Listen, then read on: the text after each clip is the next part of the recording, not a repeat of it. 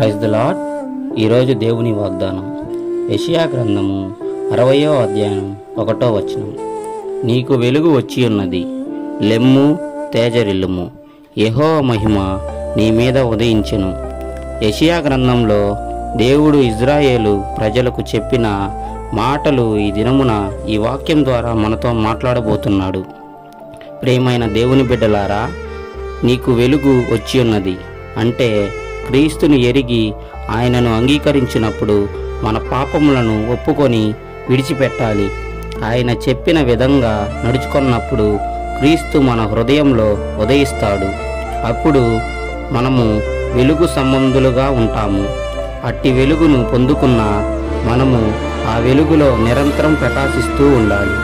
లెమ్ము తేజరిల్లుము అంటే దేవుని బిడ్డలాగా జీవిస్తూ ఆయన బాటలో నడుచుకుంటూ ఆయన ఆజ్ఞలను పాటిస్తూ దేవుని మార్గములలో ప్రయాణిస్తూ ఉంటే మనము ఎంతో ఉత్తేజభరితముగా తేజరిల్లుతాము.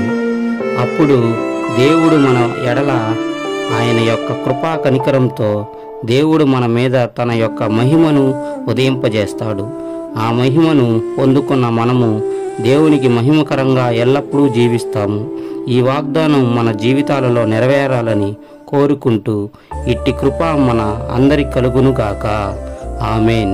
ప్రార్థన చేసుకుందాము.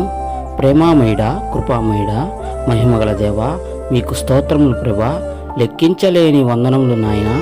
గడిచిన దినమంతయు మీ కృపలో కాచి కాపాడినందుకు కృతజ్ఞతాస్తుతులు చెల్లించుకుంటున్నాం తండ్రి. దేవా, ఈ వాగ్దానం ద్వారా మాతో మాట్లాడినందుకు కృతజ్ఞతాస్తుతులయ్యా. మీ యొక్క వెలుగును మా జీవితాలలో ప్రకాశింపజేయమని, మీకు మహిమకరంగా జీవించే కృపను మా అందరికీ అనుగ్రహించమని కోరుకుంటున్నాం తండ్రి. మీకు స్తోత్రములు.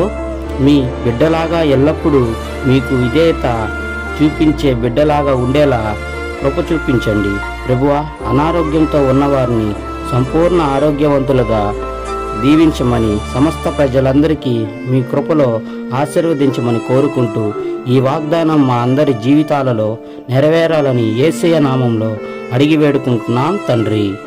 ఆమేన్. క్రీస్తు పేరిట అందరికి వందనములు.